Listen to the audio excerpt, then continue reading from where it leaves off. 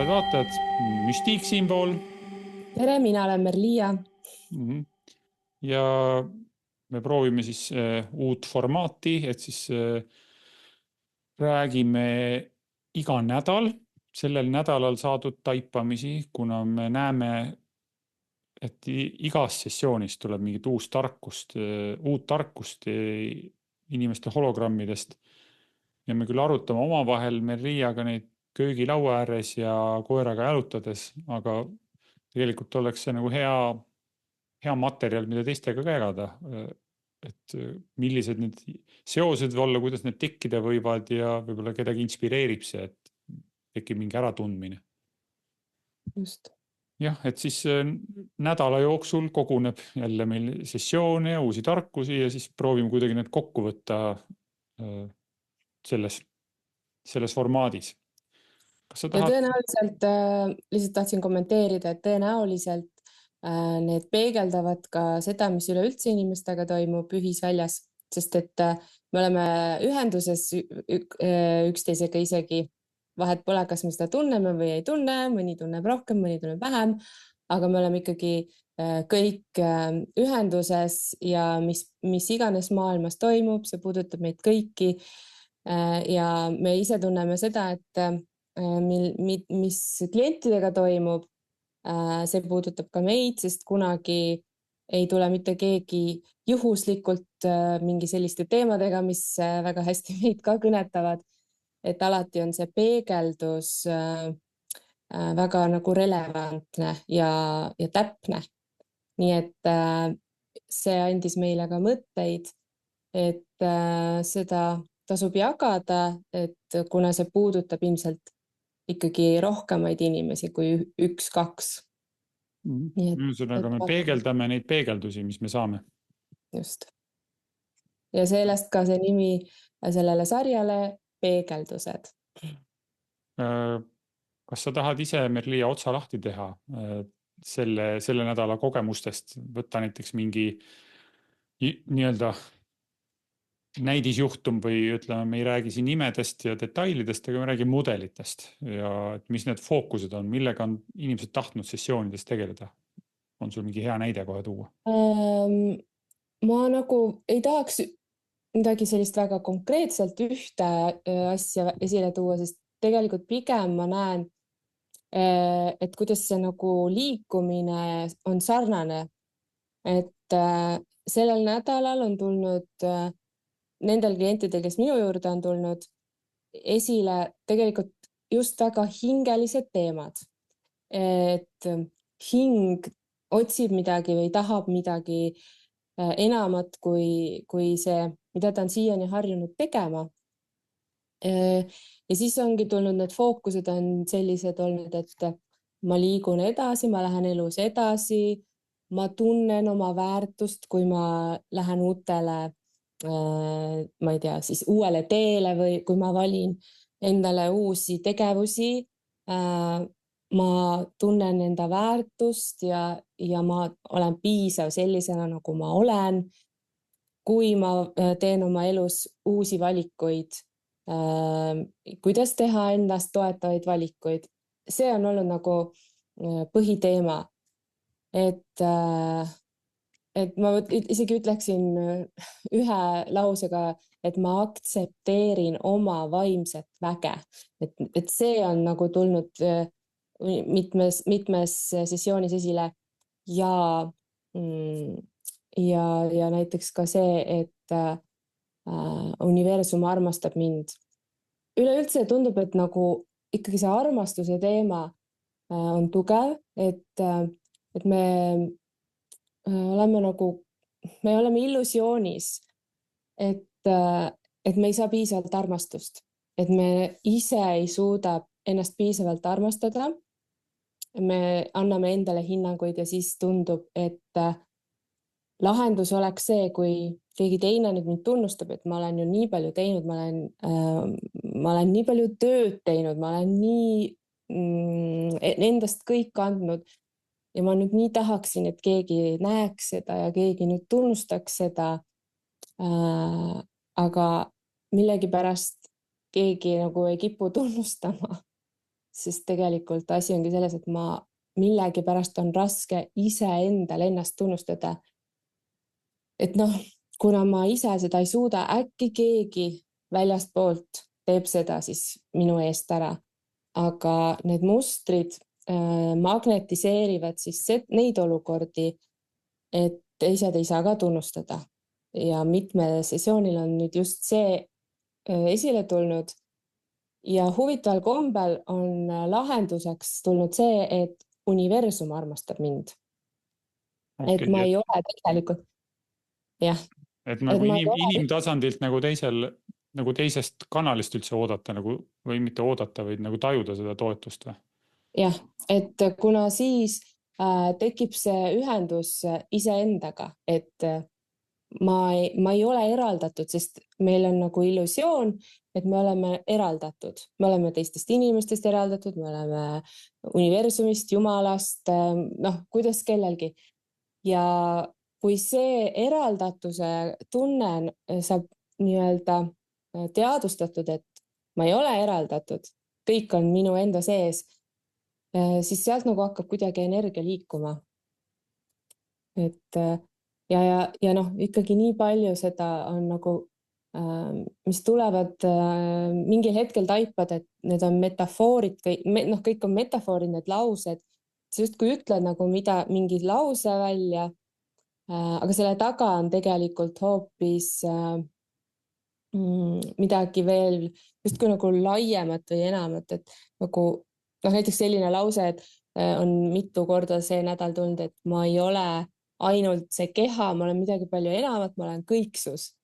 Et kuidagi sellel nädalal on, võib-olla see on sellepärast, et täna on just see lõviportaali päev, aga just ja see mõjutab, et praegu on nagu kuidagi väga sellised armastuse teemad, universumi teemad ja universaalne armastus, et mitte siis nagu partnerite vaheline mingi romantiline armastus, aga selline hästi universaalne armastus. Kui ma saan selle tunde nagu kätte, siis mul kaovad ära vajadused kelleltki teiselt saada midagi. Mul on kõik siis endal olemas. Ja me olemegi tegelikult ka sellise lausega, et mul on kõik juba olemas. Kas seal sessioonidest, mis sa oled teinud, kas need stressid või segadused, on seal olnud mingisugused läbivad asju ka, et noh, et vaat selle pärast kadus see usk või taju ära või mis need kogemused, on seal üldse mingid, kuigi need on sageli unikaalsed, aga on sul mingi näide, et vaat see ühenduse tunne kadus ära selles vanuses või selle inimesega seoses või selle rolliga seoses või mingid selliseid märkamisi ka või? Need vanused on olnud veidi erinevad, aga seekord on olnud rohkem nagu sellist teismelise iga, 12 eluaasta. Võt seal võib-olla tekibki see eraldatuse tunne, et sa tahad eralduda nagu oma perest ja selleks on olnud väga palju erinevaid põhjusi, miks perest on tahetud eralduda. Aga siis on tekkinudki see tunne, et ma olen üksi siin maailmas, mul ei ole nagu toetust. Seal on olnud enamasti ikkagi mingid pereliikmed, kes siis sellel ajal olid ja ka näiteks vennad-õed, et mitte ainult emad-isad, vaid ka vennad-õed on tulnud esile. Kuna vennad ja õed on just need, kellega me päris palju neid mänge, nagu neid mustrimänge läbi mängime, igasuguseid erinevaid, et kuidas ma räägin, kuidas ma suhtlen ja igasuguseid mänge saab ikkagi läbi mängida nendega. Aga need on nii erinevad, et ikkagi igal ühel on need konksud on ikkagi veidi erinevad, nii et praegult ma sellist nagu väga ühest dünaamikat ei oska välja tuua või nagu ei pannud tähele. Aga üks asi veel, et just see, mis on tulnud ka, et elust rõõmu tundmine, sest et kui tekib see eraldatuse tunne, siis kaob rõõm ära. Sest et ongi tunne, et ma olen siin maailmas üksi. Ja siis hakatakse otsimas midagi nagu sealt sõprade ringist, aga samas need sõbrad on ka kõik, kuna nad on kõik sisenevad sinna teismelise ikka, siis sõpradega on täpselt samamoodi, nad kõik on kaotanud justkui nagu mingi sideme ja samal ajal on see nagu loomulik protsess, 12-aastaselt meil on vaja leida iseennast, meil on vaja natuke nagu ennast oma sünniperest lahti murda, aga see ei ole nagu selles mõttes lihtne, et ma nüüd murran ennast lahti, et nad peavad läbi käima ikkagi niivõrd paljudest sellisest jah, nagu üksinduse kohtadest võib-olla, et ja praegu mõtlen, meil on endal pojad ju ka 12 ja 13, et nad on täpselt selles eas ka, et on nagu lähedal võimalik näha seda, et seal lapsevanemana ka lihtsalt vaatad seda, saad aru, tal on selline protsess praegult, pead austama, aga samal ajal nagu, et ma olen toeks sulle ja ei anna mitte millelegi hinnangut, et see on see on igatepidi tegelikult huvitav dünaamika. Et jah, elust rõõmu tundmine, naudingute lubamine. Et nagu jah, et mis asi üldse on naudingute lubamine, et hästi huvitav on see, et päris palju on sessioonidest tulnud ülesse, et ma luban endale elust rõõmu tunda ja ma luban endale naudinguid. Aga see nauding ei ole nagu siis võib-olla selline nagu iha nauding, vaid see on pigem selline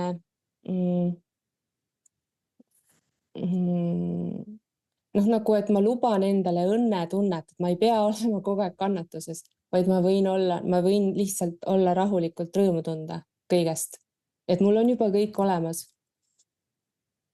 Need on nagu sellised taipimised. No kindlasti neid asju on veel, aga praegult niimoodi kiirelt kokkuvõtvalt.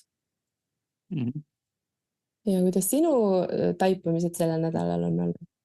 No kui ma vaatan neid märkmeid niimoodi põgusalt üle, et siin on üksjagu annust olnud justkui kehatasandi nagu selginemised või mis ma vaatan siin, 2 sessioonis tulid esile nagu šokid sünnikogemusest, siis need sünnikogemused, esimesed puudutused olid šokeerivad või agressiivsed või mõjusid agressiivselt teadvusele, et see, kuidas siis vastsündinuga, kuidas ämmaemand teda puudutas või kuidas see kogemus oli selle vastsündinu teadvuse jaoks. Ja sealt oli nagu see segadus üldse nagu turvatundega elus, kellel igal ühel siis oma nüanssidega, et kas siis selline ärevus sellise lähedusega või ka naiste puudutusega ja võib-olla hirm meditsiinitöötajate vastu või sihuke vastupanu või vastumeelsus läbi selle. Aga jah, et need just esimesed puudutused jah, et üleüldse, et kas see elu on üldse turvaline, kas mul on üldse elus ühendus, kas mul üldse turvaline olla elus või kas ma saan ise juhtida seda elu ja siis oma nüansid on, et mis seda siis heaolu võivad ohustada või mis need ohud on. Sageli need ongi need mudelid hästi mitmekihilised või mitmetahulised on need siis need hirmu või ärevuse seosed seal. Aga ja veel siin on olnud ka partneri suhte fookuseid on olnud, kus on välja tulnud siis ka sellised, kus on emal olnud näiteks stress partneriga ja see kuidagi täna peegeldub siis täna täiskasvanud nii-öelda inimese elus, et kuidas ema nägi siis ema või isa sellist hoiakut või uskumust vastassu esindajate suhtes, et võib-olla see tarkus oleks see, et kui võimalik, siis mitte oma lapse kuuldes justkui kiruda oma partnerit, aga muidugi see on selline teoreetiline soovitus, kui seal on olnud mingi selline valus lahkuminek või tüliga lahkuminek, lahutused või mingid asjad, et siis päris palju on olnud ka selliseid segadusi, mitte ainult sellel nädalal, vaid ka teistel, et kus näiteks ema on poja kuuldes kritiseerinud nagu mehi või oma partnerit, kui nii, et mehed ainult tahavad ühte asja või mehed on, ma ei tea, kõik sead või midagi sellist.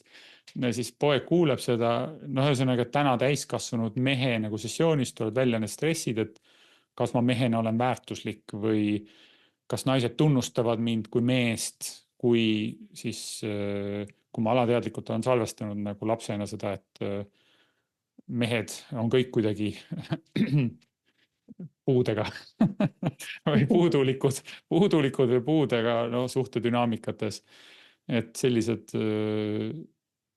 tundub, et need nagu isegi, aga mis veel taipamised on olnud see, et noh, tõenäoliselt ka siis, kui on selline vaatenurk või selline valukoht olnud lapsevanemal, siis isegi kui ta ei väljenda seda lapsele niimoodi otse või lapse kuuldes, tundub, et lastel on see maagiline võime holograafiliselt sisse logida lapsevanema energiasse ja saada ikkagi see info kätte. Et isegi kui lapsevanem üritab justkui nii-öelda head nägu teha või varjata seda mingil moel, tundub, et lastel on see nii see kontakt kuidagi nii tugev või nii selge, nad saavad selle kätte kuidagi nii-öelda justkui õhust, et seal on need mudelid.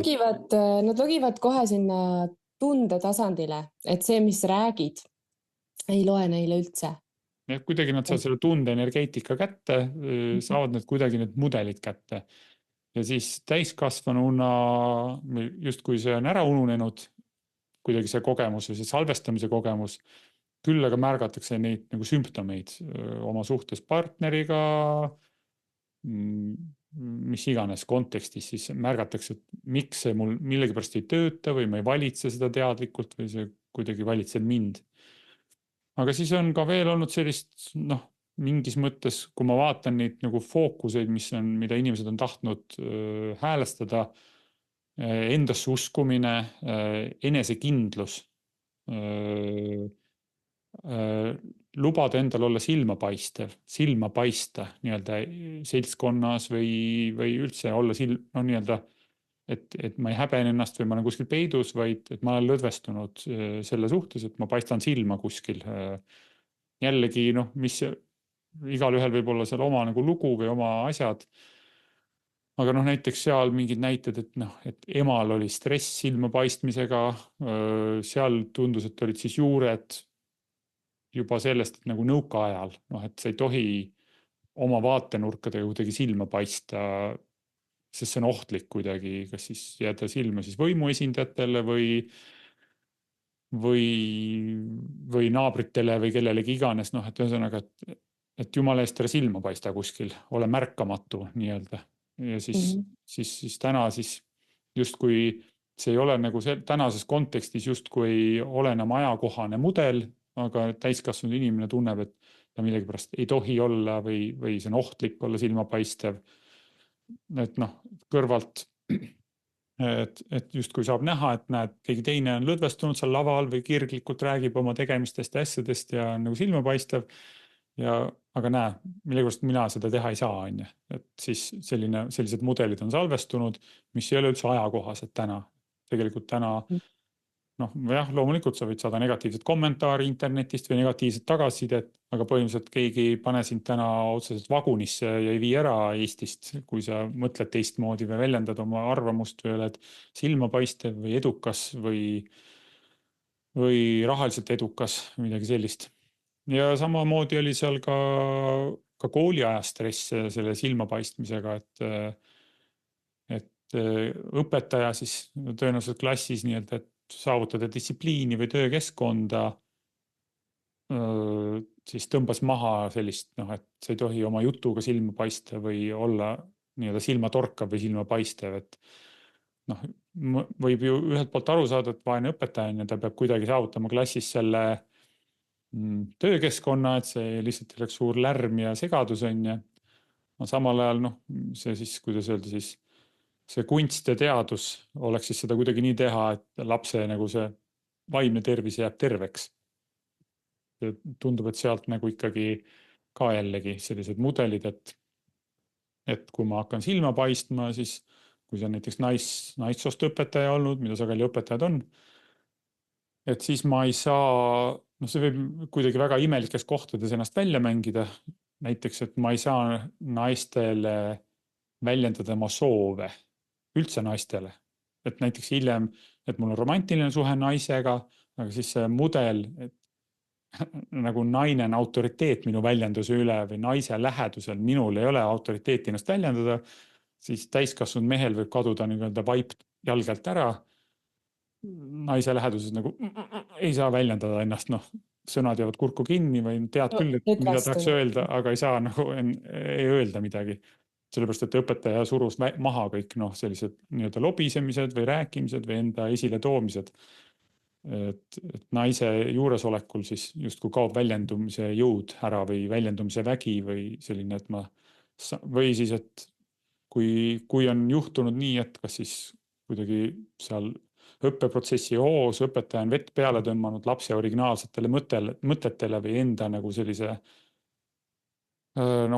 siirale väljendusele, et see kuidagi ei ole sobinud siis õppekonteksti ja sellel on nii-öelda, see on saanud kriitikat või sellist nagu negatiivset tagasisidet, siis võib samamoodi, et mul on raske ennast südamest väljendada naistele või naiste kuuldes. Et oma siiras südamest väljendamine on justkui lukku keeratud või sordiini alla pandud, sest erinevatel tasanditel, kas siis ema, lasteaiakasvataja, õpetajad, siis erinevad naisterahvad on justkui sellele andnud nagu hinnangut negatiivset ja siis ei tundu turvaline naiste lähedal ennast südamest väljendada. Tõenäoliselt on see ka selline, võib üpris levinud muster olla, tõenäoliselt mitte ainult siis nüüd konkreetselt ühe või kahe inimese puhul, vaid tõenäoliselt paljude meeste puhul sama asi. Jah, need on olnud nagu sellised teemad jah, et kuidagi kehatasandi asjad, enda keha valitsemine, puudutustel suhtes lõdvestumine, elu suhtes joondumine, aga selline endasse uskumine, enesekindlus. Kui ma ise küsisin enne vanuste kohta, siin ka näiteks enesekindluse segadus 4-aastaselt oli näiteks ühe konkreetse inimese puhul. Isa poolt selline sundimine oli tekitanud kahtluse enesekindluses. Ja igasugused muud asjad veel sinna juurde isaga seoses. Mis jällegi, see võib soopõhiselt sellise mudeli tekitada, et ma kaotan oma justkui enesekindluse meeste läheduses, naisena. Et kuna keegi autoriteetne mees, on kuidagi seal vett peale tõmmanud mulle, minu mõtlemisele, minu käitumisele, ja siis mehed ei tundu turvalised. Ma ei saa justkui lõdvestunult olla mina ise meeste läheduses, sest kohe on alateadlik selline hirm. Äkki see mees ütleb mulle midagi või teeb mulle midagi või ühesõnaga midagi sellist. Jah, mulle tundub praegult, et tasuks täiesti kaardistada sellist asja, et kui me oleme lapsed ja me liigume nii-öelda vanusega edasi, et mingites teatud vanustes on teatud arenguetapid ja kuidagi praegult tundub, et just teatud vanustes on mingid teatud tüüpi stressid tekivad. Et nagu, siuke asi, jälle 3-aastane, vaatad kellegi teisel, mingi sarnane asi, jälle 3-aastane on ju, siis mingi 4-aastane on ju, mingid siis teatud stressid, et 12-aastane, jälle 12-aastane. Et tegelikult me teeme nagu neid arenguetappe ikkagi läbi ja siis, kui seal mingisuguses vanuses on mingi teatud tüüpi asi juhtunud, siis tekib teatud tüüpi nii-öelda segadus. See ei peagi isegi juhtuma, võib-olla inimesed kujutavad ette juhtub, et siis on tohutu mingi šokk või trauma, aga see võib olla ka selline läbiv suhtedünaamika. Et ma ei tea, ema räägib kogu aeg, et pole raha või raha on vähe või bla, see ei pea olema mingi tohutu šokk, aga lihtsalt nii-öelda järjest tilgutatakse nagu ükste vaatenurka ja lõpuks see vaatenurk nagu salvestub, inimene hakkab ise seda enda elus rääkima, et mul ei ole raha või teeb siuke sisekõne ja siis kuidagi see paradoksaalse kombel ka manifesteerub inimese reaalsuseks, tõepoolest tal ei olegi, sest kuidagi see inimene hakkab alateadlikult tegema selliseid valikuid ja liigutusi, et seda ei saagi tekkida. Nagu hoiab ise ära selle, et see saakski muutuda. aga jaa, et mis siis sessioonides, mis seal siis juhtub sellega või mida sellega tehakse, ongi, et inimese hologramm annab selles hologramm, et meil on see keha, aga meil on siin veel mingid peened tasandid, mida justkui käega katsuda ei saa, aga mis sisaldavad informatsiooni. Ja siin praktikas tuleb välja, et see on väga informatsioonirikas kiht, mis on veel. Ja selles kihis on olemas salvestused minevikust, mille pealt saaks päris täpselt ennustada tulevikku, kui seda ei muudeta. Kui oma suhtumist nendesse mudelitesse ei muudeta või neid mudeleid ei muudeta, siis saaks vist päris täpselt ennustada, mis hakkab tulevikus juhtuma, kui inimene ei tee mingit muudatust. Ja no miks inimesed üldse tahavad sessioonides käia või oma selle hologrammiga tegeleda? Noh, nad on märganud, nagu ma isegi olen märganud, mingi asi kordub. Noh, et jälle ma tunnen ennast kehvasti selles tegevuses, jälle ma tunnen ennast kehvasti selles tegevuses. Ja niimoodi juba 10 kordi või mitmeid kordi, noh, et see, mis kordub, seda nimetatakse mustriks. Ja, või jälle on selline olukord minu elus. Või jälle on selline olukord. Sarnane olukord. Ja, et minu sõbral või sõbrannal ei ole selliseid olukordi nagu järjepidevalt. Miks mul siis on? Siis inimesed arvavad, et neil on kuidagi halb õnn või halb saatus, et selle peale võib-olla ei tule enamus, et see on informatsioon, mis on nende enda välja sees ja nad ise magnetiseerivad selliseid olukordi. Teatud mõttes loovad läbi oma alateadlike valikute ja magnetismi see loob. Ükstapuha, mis see on. Aga jah, et seda on võimalik muuta. See on, ma arvan, paljude jaoks on see uudis, et seda on võimalik muuta. Et kui mul on korduvalt probleeme, näiteks Merliaga, ja siis mul võib tekkida kiusatus ja on tekkinud kiusatus ja ma olen seda proovinud 100 kordi Merliat muuta, et ta teeks midagi teistmoodi, et siis mul hakkaks parem või kergem. Ja need ei ole olnud edukad projektid. Tagunet järgi öelda. Et palju edukam on olnud, kiire, efektiivne on olnud, kui ma olen enda energias muudatuse teinud. Et siis on päriselt toimunud muudatus. Mis on väga huvitav, eks ju. Jah, et huvitaval kombel see on nagu kuidagi selline tagurpidi. Et tundub nagu probleem oleks kuskil seal kelleski teises või mingites asjaoludes, aga seda saab lahendada nagu enda energia kaudu. Et see tundub inimestele nagu, kui ma olen ka püüdnud seda rääkida, siis see tundub nagu, et kuidas saab nii ikkagi olla, mina teen enda sees muudatuse, aga siis teine nagu, ma tean seda, aga proovi sina korra ka seletada, kuidas see siis saab toimuda, et kuidas teine siis muutub nüüd? Kuidas teine muutub, teised tajuvad see, et me korraldame ka seda hologrammi meetodi kursust, kus justkui kasutatakse sellist teise inimesega silla loomist, energeetise silla loomist, et siis sessioonis justkui kaardistada neid mudeleid. Aga see võime tuleb välja, ei ole mitte midagi sellist nagu uut või midagi, et tulge kursusele, te saate mingi võime õpita ära. Ei, seda võimet ei õpita, vaid see võime on kõigil olemas. Kui näiteks oletan Merlial on mingi selline salvestus, ärge tulge minuga rääkima, mehed, ja mina näiteks ei tunne teda, ma kuidagi alateadlikult tajun ära, et kuule, ta on kuidagi sellise tõrjuva energiaga või tõrjuva hoiakuga või kuidagi, tõenäoliselt see kuidagi miimikas ja kehakeeles ja väljendub ka ja hääletoonis. Ülbe äkki on ülbe.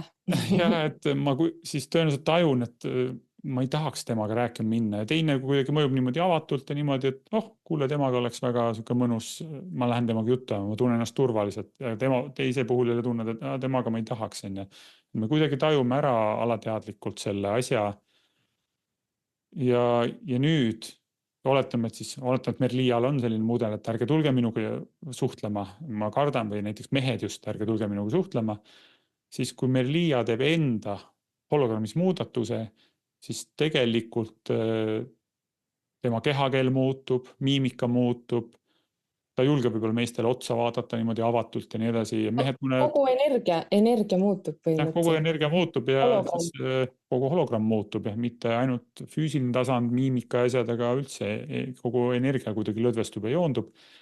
Ja tõenäoliselt siis võibki juhtuda nii-öelda maagilised muutused, et Merlia märkab, et nii paljud mehed tulevad temaga juttu ajama, sest varem ei tulnud ja nüüd äkki ta tegi sessiooni ja nüüd tulevad.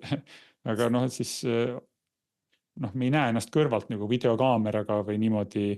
Tõenäoliselt, kui me näeks, siis me näeme, kuidas tegelikult toimub ka silmnähtav muudatus tõenäoliselt käitumises, olekus, keha hoiakus. Ja see ongi see, need nii-öelda maagilised muudatused, et inimene teeb sessiooni ära, vaatab, midagi muutus. Kuidas see muutuda sai või mis siis muutus, et teised inimesed hakkasid justkui müstiliselt teistmoodi käituma minuga. Aga nad siis ei saa aru, et see, kuidas teised minuga käituvad, ma ise dirigeerin seda päris suurelt oma energiaga. Ja siis, kui minu see taktikepi liikumine muutub ka teiste inimeste suhtumine minusse. Ja. Just, niimoodi see töötabki. Magnetism, sa muudad oma magnetvälja ära ja sa hakkad magnetiseerima uusi olukordi ja täiesti uusi inimesi. Ja see väga paljud on selle läbi teinud enda peal, tundnud. Absoluutselt. Et midagi, ühesõnaga, kui mina seda kuidagi niimoodi kokku võtaks, tänase sellise pilootosa on see, et seda on võimalik muuta. Mis iganes su elukogemus on, seda saab muuta, sest sa ise juhid oma energeetikaga seda kogemust. Sa oled selle juht, kas siis teadlikult või alateadlikult. Sessiooni eesmärk on, et sa saaksid seda teha teadlikult. Ja, olen nõus. Nii et puhastame edasi oma kihte, et saame tunda ennast enesekindlalt ja teha uusi asju oma elus. Ja, uusi valikuid. Mida iganes tahad teha. Ja. Aga tänud kõigile, kes täna jälgisid meid. Vajutage like'i ja subscribe'i ka, kui teid huvitab iga nädal neid jälgida, neid meie heietusi, tarkusi ja peegeldusi sellest nädalast, siis sellest nädala energiast, sellest nädala sessioonidest. Nii et näeme jälle. Kohtumiseni.